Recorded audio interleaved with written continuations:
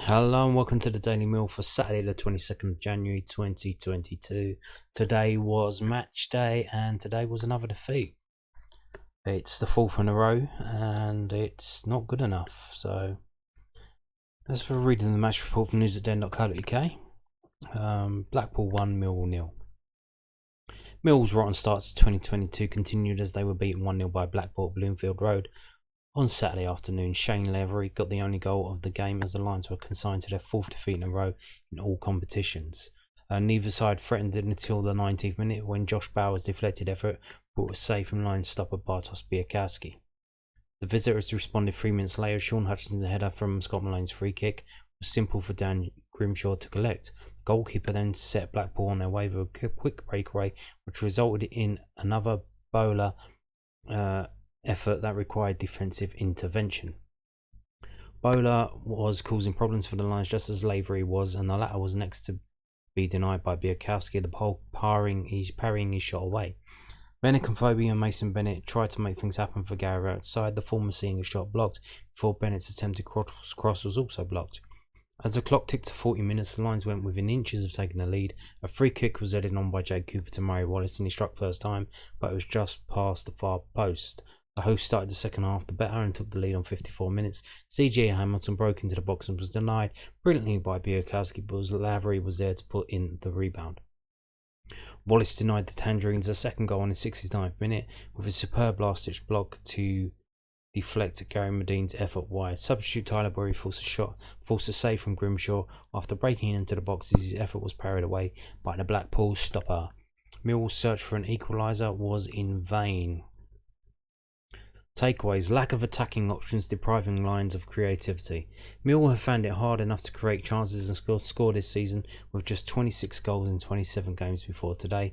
Jed Wallace was still missing and options were even more depleted due to injuries to Tom Bradshaw and Shea Ojo. This was a tough match to watch, tough watch in attacking terms. It looked as if the only way the Lions would find the net would be from a set piece. In fairness, Afobe and Bennett tried their best up front, but the ball was not sticking for them as there was no link between the front two and the rest of the team. The Lions desperately need to bring in attacking reinforcements in what time remains in this window.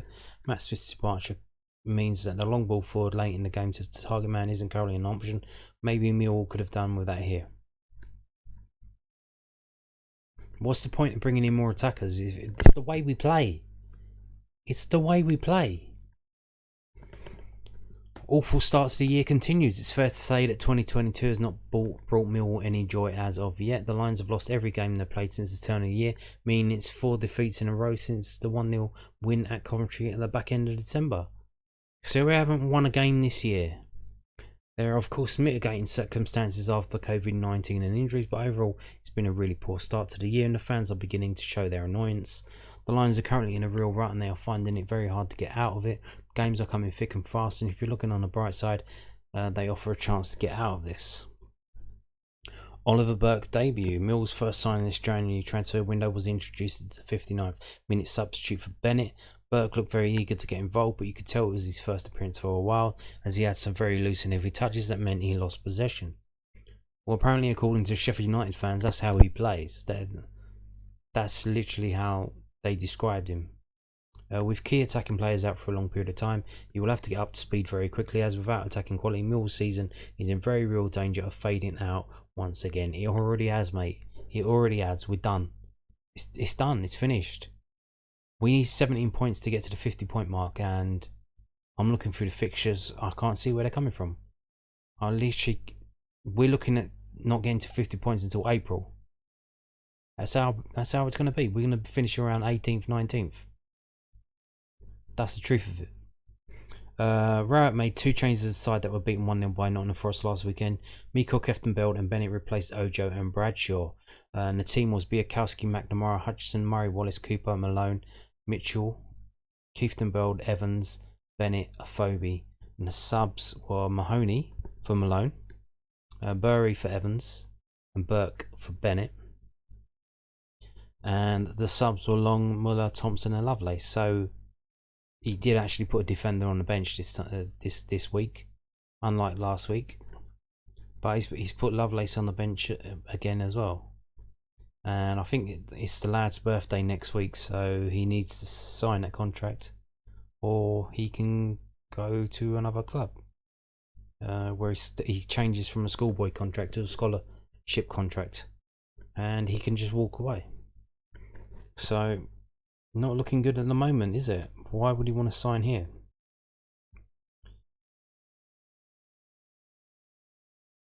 And I tell you what, if after being in the first team squads for a number of games, he does leave, it would be an indictment on Gary Rowett and Gary Rowett's management style. If this teenager Zach Lovelace leaves, because he's been in the dressing room now for 4 or 5 games. He's seen how Gary Rowett's operating, and you think, why would I stay here? Now, will Gary Rowett still be here in 2 years' time when we're looking at Zach Lovelace to enter into the first team picture? Probably not. Will he be here in a month's time? I don't know. If we keep losing, hopefully not. Now, let's move on to, of course, Gary Rowett's excuses. What is he blaming this week for the defeat? So Mill boss gives his verdict on 1-0 loss at Blackpool. Gary Rowett was left disappointed that his Millwall side fell to a 3rd consecutive championship defeat. Shane Lavery's second half goal sealed a 4th consecutive defeat in all competitions in 2022 for Millwall. Really disappointed, said Rowett. When you come to places like this, you have to do the basics of the game well. You have to fight to retain that clean sheet and see if your attackers can win you the game. The first half was fairly even. It was a little bit scrappy. They had a couple of chances. We had a couple of chances. Muzza has a good opportunity from a free kick that gets added down. We came in at half time and I wasn't overly disappointed because the plan today was to introduce a little bit of pace off the bench. But you need to do that when it's 0-0, not when you're 1-0 down and having chased the game.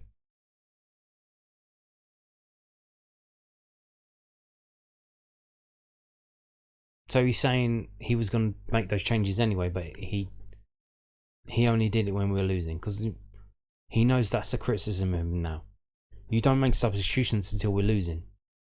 You don't bring Matt Smith on until we're losing. You don't make attacking changes until we're losing, which is too late.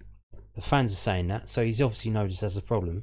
So now he's preempted that by saying, well, the plan was to bring on the pace off the bench. That was always the plan, but we were hoping to keep it 0-0.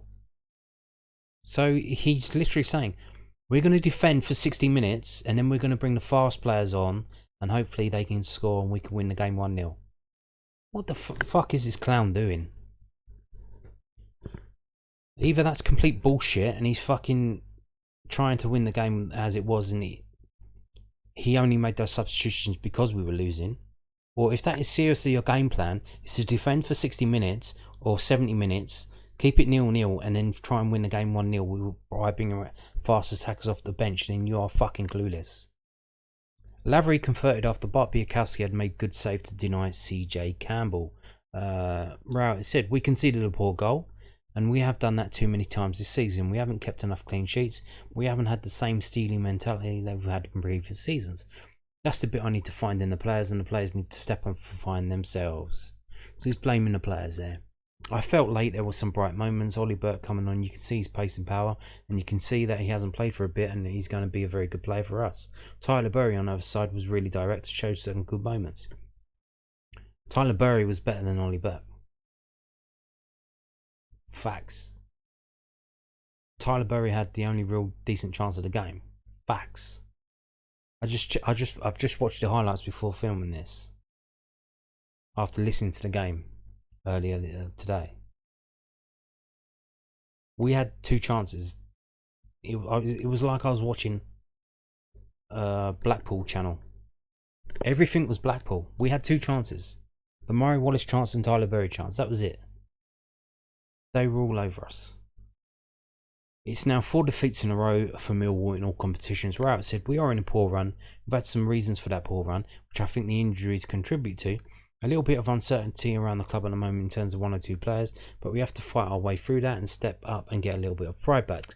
We are on a run and we don't like being in. It doesn't happen often. I certainly haven't lost 3 league games in a row since I joined the club.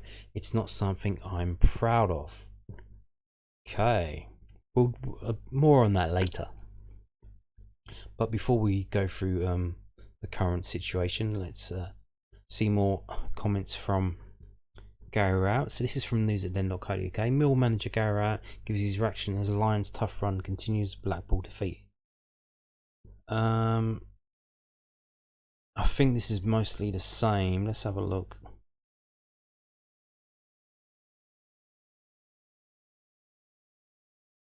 Yeah, this one is basically the same as I've just read. Bury is a good young player. He went out on Blackpool on loan, did really well.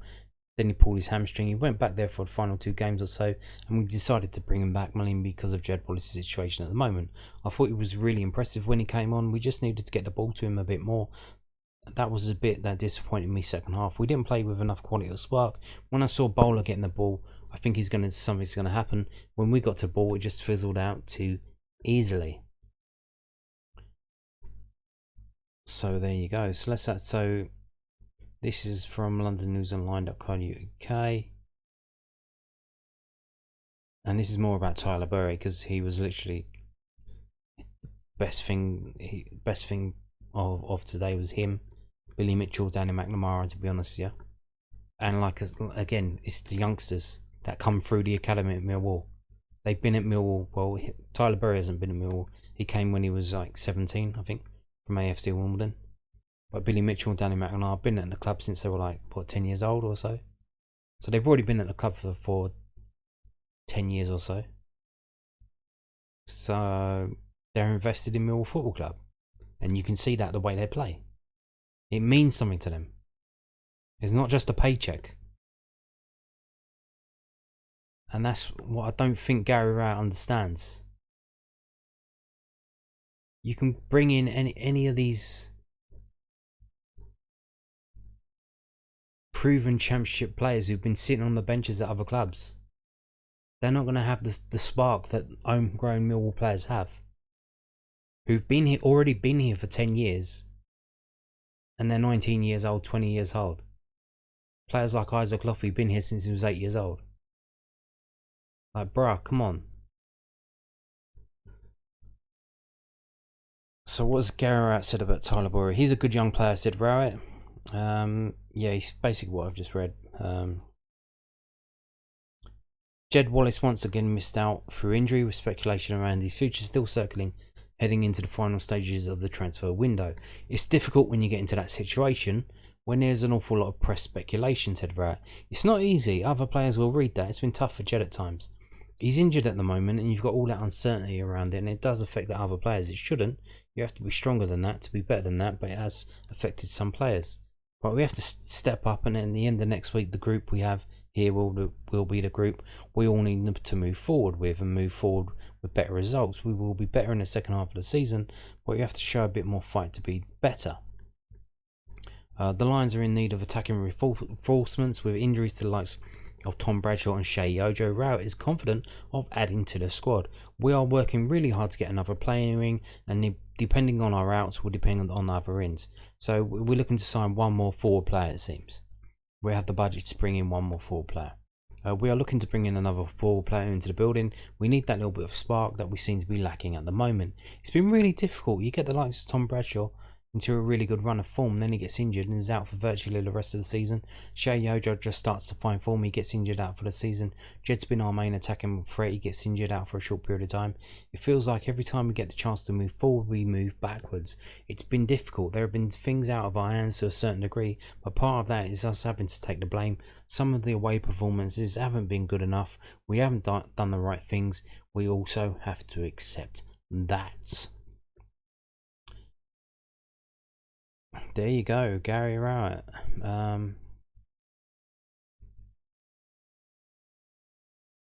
And here we go again with the same comments from the News at Den site. So I didn't read these before making this video, so apologies for that. There is a bit of duplication going on between the two sites that cover Millwall Football Club, namely London News Online and news@den.co.uk. And here he is again about signing a player. So yeah, there you go. That's that covered. So what's happening? What the fuck is happening? Here we go. This is this season, and here you can see we are 4 defeats in a row. We haven't won since the turn of the year, 2022. And we go to the table. We are now 14th on 33 points. We basically, playoffs is done. It's done. We're now 11 points off. Yeah, it's done. Especially for us, as we can't string two wins together. It's done. The wins that we do get under Gary Rowett seem to be, if the opposition don't turn up, then we have a chance of winning a game. But more like often than not, we draw the game, because we still haven't got enough about us to go and take it to another team and score the goals needed to win the game. Which now we did against Birmingham City, but you can see they ain't that good. They're below us. So we basically, the target to stay up in this league is 50 points. We are 17 points away from 50. The situation at the bottom, maybe we won't need to get to 50 because teams at the bottom of this league are not doing too well at the moment. But 50 points is the target nonetheless. And I'm looking, so 17, that's basically 5 wins and 2 draws to get to 50 points. And I'm looking at our fixtures. So we've got West Brom next. Preston at home. Could that be a win? I don't know. Might be another draw. Fulham away. We're going to get smashed there. Fulham. How many goals will Fulham score against us? They've been smashing goals in recently. Or will Barbikowski have a nervous breakdown of all the amount of saves he's going to have to make, just trying to keep a clean sheet against them? Then we got Cardiff at home, but again,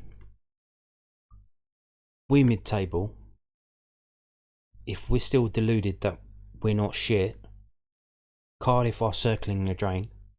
They're just above relegation. They need points. They're going to look at us and they're going to think they can get points from us, so they will be bang up for that. That's not going to be an easy game. So I'm looking at these fixtures. Where are the 5 wins coming from? Where are they coming from? From Derby? Will they still be in existence then? Here's the thing. If Derby go out of business, which seems to be a slim possibility, their results get expunged. And then there's only 2 relegation places. So we got a draw against them. So we're going to lose that draw 1 point. Might not be a lot, but in terms of the other teams against us, what did Derby do against the teams below us and around us? Because if Derby beat them, those 3 points go bye-bye. That result was expunged. The table could change massively. We could see ourselves dropping a bit too closer to the relegation zone than we would like. I'm looking, where are the 5 wins coming from? Barnsley at home, but that's in April. We're still going to be looking over our shoulders for relegation in April. Where are we going to get 5 wins between now and April? I can't see it. I really can't see it. And then we've got Birmingham away, Hull at home. Peterborough, could we get all the way to that Peterborough game on the 30th of April, needing a win to stay up? It's not beyond the realms of possibility. We've had worse situations. When Mick McCarthy was in charge and we were top of the league, and then Ireland tried to sign him as their manager, and then we dropped like a stone. We were top on Boxing Day and ended up relegated. This is not beyond the realms of possibility that we could get relegated this season. Because we need 5 wins, and I'm looking here and I can't see where the hell we're going to get them. And literally, if all of our players are injured until April, we're going to be in a relegation dogfight in April. And we're going to need those players coming back from injury to help us out of it. In terms of Ballard and Ojo and Bradshaw, they're set to come back in April. That's how bad it is. We've lost 4 in a row. Now, what does that mean? We lost 4 in a row. And you can see here, we lost 2 in a row earlier in the season against Fulham and Cardiff. Fans were unhappy then. We had a spell here of, including that cup game against Leicester, of 5 games without a win. That was the 4 draws, and fans was getting pissed off about that because they thought that we were in for the same thing that happened last season, which is here. This is last season. Where are we at? In October last season. From this game here, the Huddersfield game, losing 3-0 at home. We went 10 games without a win. Then we beat Bristol City and then we lose another 2. So we basically had 1 win in 13 games. Now, that was, we drew all those games, so that's when the fans think, fuck, are we going to go on another 10 game run without a win? And they started to get the fans starting to get a bit aggro about that, because I remember what happened last season. And here you go again at last season, including that Bristol City Cup game at home, where basically didn't bother. Then we lose 4 we don't win a game in 4.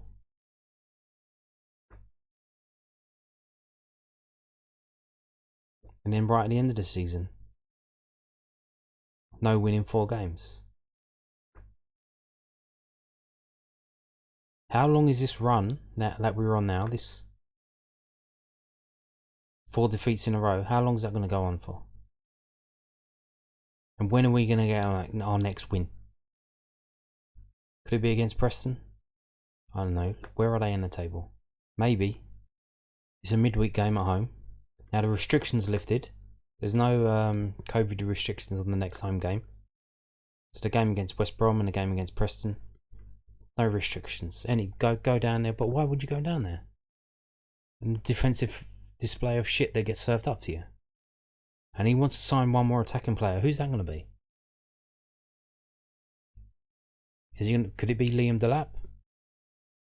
That might help. But where's he going to play? And it's the system. It's the system. We've all been saying it's the system. Everyone can see it.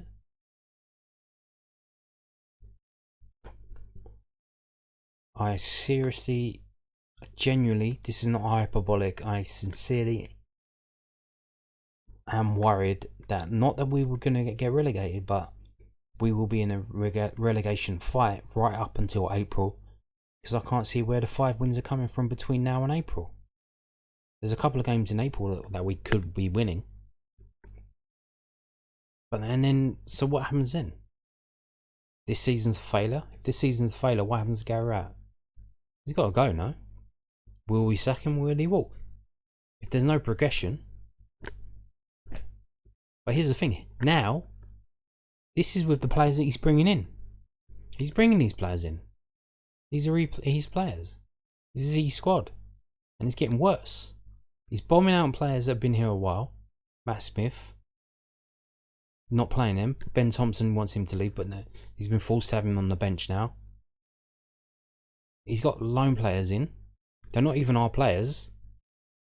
So they're not even signed to Millwall Football Club. They're just on loan. Half of our decent young players are out on loan. And they're not even getting a sniff in this team. So what happens now? What happens next season? How many more games are we going to lose?